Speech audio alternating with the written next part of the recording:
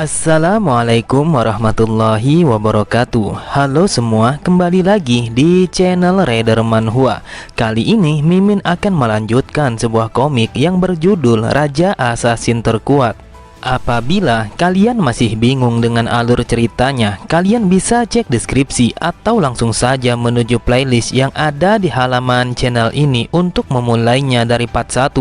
Tanpa basa-basi lebih jauh, mari kita masuk di part 30. Cerita dimulai. Terlihat sang raja hanya berdiri santai ketika melihat putra ketiga tanpa keraguan sedikit pun mengayunkan pedang besarnya kepada dirinya. Saking kuatnya serangan Hajin, sampai-sampai serangannya telah menimbulkan ledakan yang begitu dahsyat. Akan tetapi, seperti yang sebelumnya, serangan Hajin sedikit pun tidak mampu memberi bekas kepada sang raja. Di dalam hatinya Hajin berkata, "Aku masih tidak mengerti sekuat apa dirinya. Serangan yang aku gunakan sama sekali belum bisa melukainya." Lalu Hajin kembali menyerang sang raja menggunakan teknik berpedang yang sudah ia ciptakan, dengan menggabungkan seni demonik dan juga seni bela diri yang sudah ia kuasai pada kehidupannya yang dulu. Cerita berpindah pada kediaman tuan muda ketiga. Terdengar ketukan pintu, yang mana ketukan itu berasal dari Reon yang sedang mencari Hajin. Namun ketika Reon masuk ke dalam halaman rumah Hajin, Angwa pun mengatakan kalau tuan muda ketiga telah pergi untuk bertemu dengan sang raja karena sang raja telah memanggilnya. Reon pun berkata, "Dasar sialan, dia pergi untuk bertemu dengan sang raja. Bagaimana mungkin dia lebih sibuk daripada aku, sedangkan dia sama sekali tidak memiliki pekerjaan."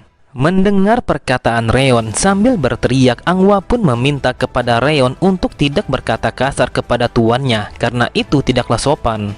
Menanggapi teriakan Angwa, Reon berkata, "Berani sekali seorang pelayan sepertimu berkata seperti itu. Apakah kau tidak takut kepadaku?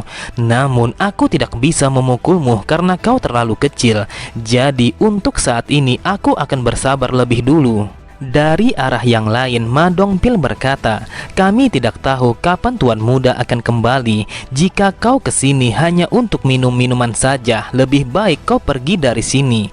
Reon pun berkata, "Hai penjaga, kenapa kau memainkan pedangmu di rumah tuan muda? Seharusnya kau yang pergi dari sini karena ini bukanlah rumahmu." Namun tiba-tiba saja Reon sangatlah terkejut ketika melihat sebuah pedang yang digunakan oleh Ma Dongpil. Reon bertanya dari mana ia mendapatkannya. Dengan santainya Ma Dongpil berkata, "Sebenarnya aku ditugaskan sebagai pengawal pribadi tuan muda, dan pedang ini tuan mudalah yang memberikannya." Sontak Reon pun sangat terkejut. Ia berkata, "Kenapa tuan muda memberikan pusaka itu hanya kepadamu? Lalu bagaimana dengan diriku?" Melihat Ma Dongpil yang tidak menjawabnya, dengan kesalnya Reon berkata, "Dasar bajingan, aku sedang berbicara kepadamu." Dengan lirihnya, Angwa meminta kepada Reon untuk pergi dari kediaman tuan muda agar Reon tidak membuat keributan di tempat itu.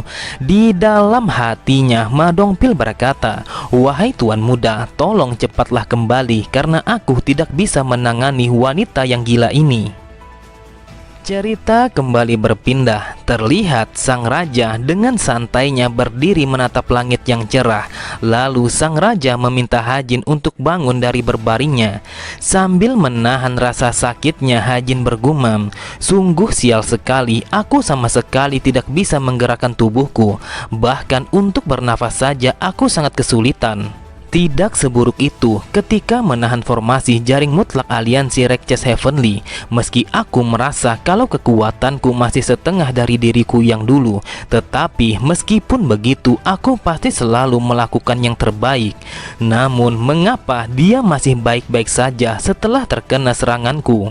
Akan tetapi banyak hal yang aku dapatkan dari pertarungan ini. Bertarung melawan orang yang sekuat Raja Demonik adalah pelajaran tersendiri.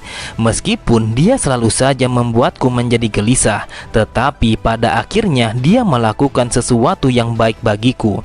Jadi seperti inikah sang raja yang sesungguhnya? Lalu setelah muridnya kembali bangkit, sang raja berkata, "Pelajaran hari ini sudah cukup, jadi kita akan kembali ke pavilion."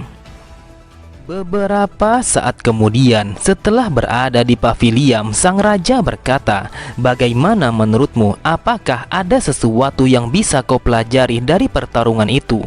Hajin pun berkata, "Yang aku rasakan setengah hari berlatih melawan Anda bagaikan waktu yang terhenti, dan ini seperti setengah tahun."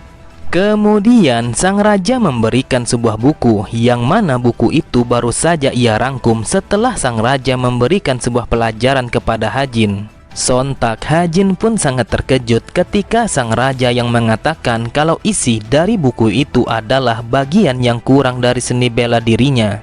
Lalu sang raja kembali berkata, "Jujur saja, seni demonikmu tidak kalah hebat dibandingkan dengan 10 seni demonik terhebat kultus ini. Namun ada beberapa bagian yang harus kau pelajari sendiri, karena buku ini baru saja aku buat. Jadi seharusnya buku ini akan membantu perkembanganmu." Sambil membaca buku itu, Hajin bergumam, dia telah melihat kelemahan dan juga bagian yang perlu diubah dalam seni demonik bayangan kegelapan hanya dalam waktu setengah hari. Aku belum pernah menerima sesuatu yang sangat berharga seperti ini dari siapapun sebelumnya. Aku tidak tahu dia memiliki sisi yang seperti apa. Apakah ini pelajaran? Dasar bajingan, entah kenapa pikiranku menjadi berguncang. Bahkan dia membuatku menjadi kagum. Lalu Hajin pun mengatakan kalau dia sangat berterima kasih atas pelajaran yang sang raja berikan kepadanya.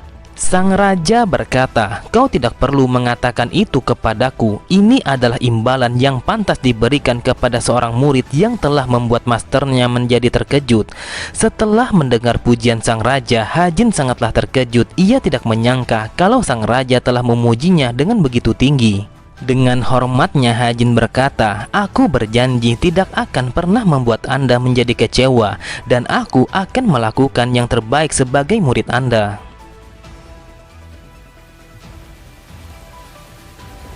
Beberapa saat kemudian, setelah kepergian Hajin, hujan pun telah turun membasahi pavilion itu.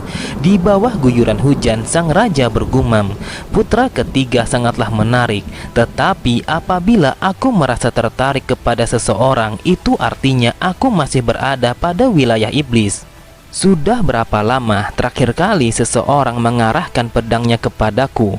Bahkan putra ketiga telah mampu menciptakan seni demoniknya sendiri yang bisa menandingi kekuatan dari 10 seni demonik terbaik. Dan juga putra ketiga telah meninggalkan jejak pedang pamungkas di bajuku yang berhasil ia kuasai. Sungguh putra ketiga telah berkembang dengan sangat pesat." Terlihat hujan pun semakin deras, yang mana hujan itu telah membasahi sekujur tubuh sang raja. Dikisahkan sebuah legenda rubah mistis yang membawa peperangan pada berbagai macam negara. Jika legenda itu memang benar adanya, maka orang yang menjadi penyebab peperangan akan selalu berada di ambang kematian dan memahami kalau kematian lebih baik daripada siapapun. Sambil menatap ke arah langit, sang raja berkata, "Apakah itu berarti waktunya hampir tiba?"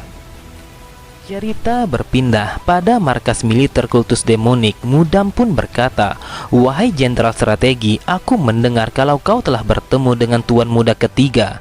Aku bertanya bagaimana kesanmu setelah kau bertemu dengannya?" Yoseong berkata, "Ternyata kau sudah mendengar tentang pertemuanku dengan tuan muda ketiga. Tetapi apa yang kau maksud dengan kesanku?" Mudam pun melanjutkan kata-katanya, "Seperti yang kau lihat dengan kedua bola matamu, bagaimana menurutmu tuan muda ketiga?"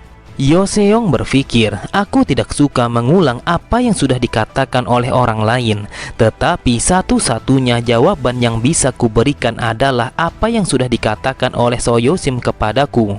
Lalu Yoseong berkata, "Apa yang bisa aku katakan? Tetapi sangat sulit mengetahui segalanya tentang seseorang hanya dengan dari satu kali pertemuan."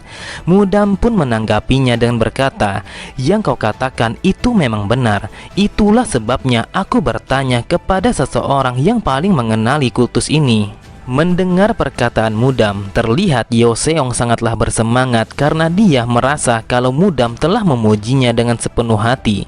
Lalu Yoseong bertanya mengapa Mudam tiba-tiba saja menanyakan tentang tuan muda ketiga. Mudam pun mengatakan bahwa 2 hari yang lalu kalau Tuan Muda ketiga telah dipanggil oleh sang raja ke istananya. Lalu sang raja mengajarkan Tuan Muda selama setengah hari. Padahal yang aku tahu belum ada satu orang pun calon penerus yang langsung diajari oleh sang raja.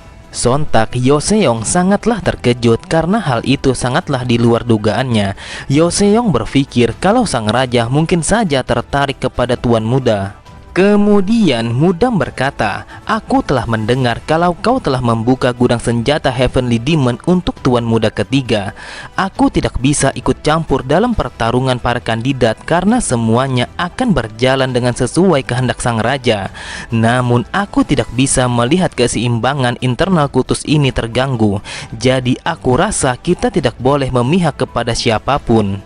Sambil tertawa Yoseong berkata, "Jadi kau datang ke sini hanya untuk menegurku agar aku tidak terlalu ikut campur dalam pertarungan para kandidat?"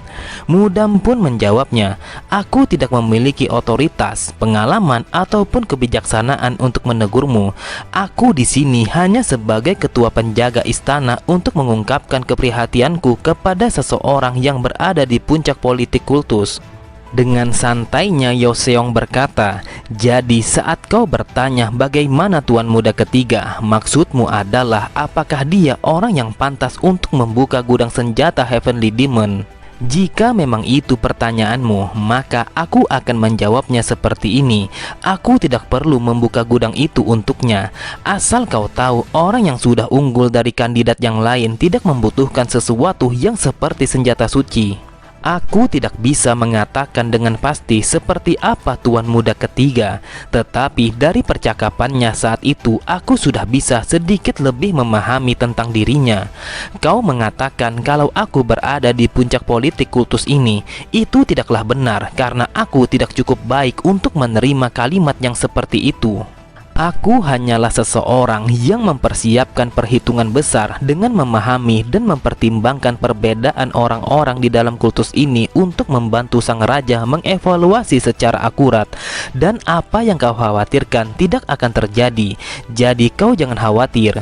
Setelah keluar dari kediaman Yoseong, Mudam berpikir, selama ini aku telah salah menilainya. Aku tahu perilakunya bukanlah satu-satunya hal yang ada di dalam dirinya, tetapi juga kesetiaan tulusnya kepada kultus ini. Di sisi yang lain, sambil memperhatikan kepergian Mudam, Yoseong berkata, "Aku tidak menyangka akan membahas masa depan kultus ini dengan penjaga pertama yang hanya beberapa kali kami bertemu. Apakah semua ini berkat Tuan Muda ketiga? Belakangan ini kehidupan di dalam kultus demonik sangatlah menarik untuk diperhatikan." Cerita berpindah pada kediaman Tuan Muda ketiga. Terdengar Ma Dongpil yang berlatih mengadu teknik berpedangnya bersama Tuan Muda. Terlihat Ma Dongpil yang terdorong ke belakang akibat pukulan yang dilancarkan oleh Hajin. Lalu Hajin berkata, "Ma Dongpil, kau terlalu berlebihan untuk menggunakan niat membunuhmu. Mungkinkah itu karena identitasmu sebagai penjaga yang bertugas untuk melindungiku? Jika kita melihat secara positif, itu adalah merupakan sebuah tanggung jawab. Akan tetapi, jika melihatnya secara negatif, kau masihlah terlalu kaku dan itu menghalangi potensimu. Kau memang cukup kuat, tetapi masih belum cukup baik untuk melindungiku. Aku tidak ingin melihatmu mati sebelum diriku hanya karena kau ingin melindungiku." Mendengar semua perkataan Tuan Muda, Ma Dongpil berpikir dan mencerna apa yang dikatakan oleh tuannya. Apakah aku terlalu memaksakan diri sehingga aku masih belum bisa menjadi yang terbaik untuk melindungi Tuan Muda dan menjadi perisai utamanya? Tiba-tiba saja Hajin merasakan sebuah energi demonik yang begitu besar telah berada di depan pintu gerbangnya. Hajin berpikir kalau dia telah kedatangan seorang tamu yang cukup menarik. Beberapa saat kemudian, orang yang memiliki energi demonik yang besar itu adalah Gogu, sang master aula hukum pidana kultus demonik.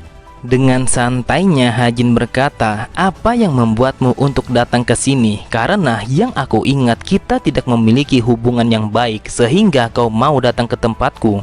Gogu berkata, "Saya yakin Anda menyadari bahwa festival marah sebentar lagi akan berlangsung. Tetapi saya ingat bahwa Anda mengatakan Anda tidak suka membuang waktu dengan cara berbicara yang berputar-putar. Jadi saya langsung ke intinya saja. Wahai Tuan Muda, saya ingin meminta bantuan Anda. Hajin pun berkata, mengapa aku harus membantu seseorang yang bahkan tidak menyukaiku sama sekali? Gogu pun berkata, keyakinanku tidak akan pernah berubah. Aku beranggapan bahwa Anda masihlah orang yang sangat berbahaya. Namun aku berpikir kalau kita memiliki musuh yang sama. Oleh sebab itu aku yakin bahwa Anda pasti mau membantuku. Hajin bertanya, mencoba memahami apa yang dimaksud dengan musuh bersama. Gogu pun melanjutkan kata-katanya, sebagai seseorang yang terlibat dalam pertarungan para kandidat, bukannya semua murid dari sang raja adalah musuh Anda. Selama festival marah, saya akan menangkap dan memenjarakan salah satu dari murid sang raja. Hajin pun begitu terkejut. Di dalam hatinya Hajin berkata, apakah dia berencana untuk menangkap murid lainnya? Tetapi siapa yang dia maksud? Oke semua, cukup sampai di sini dulu pembahasan alur cerita kita. Sampai jumpa di video selanjutnya. Wassalamualaikum warahmatullahi wabarakatuh.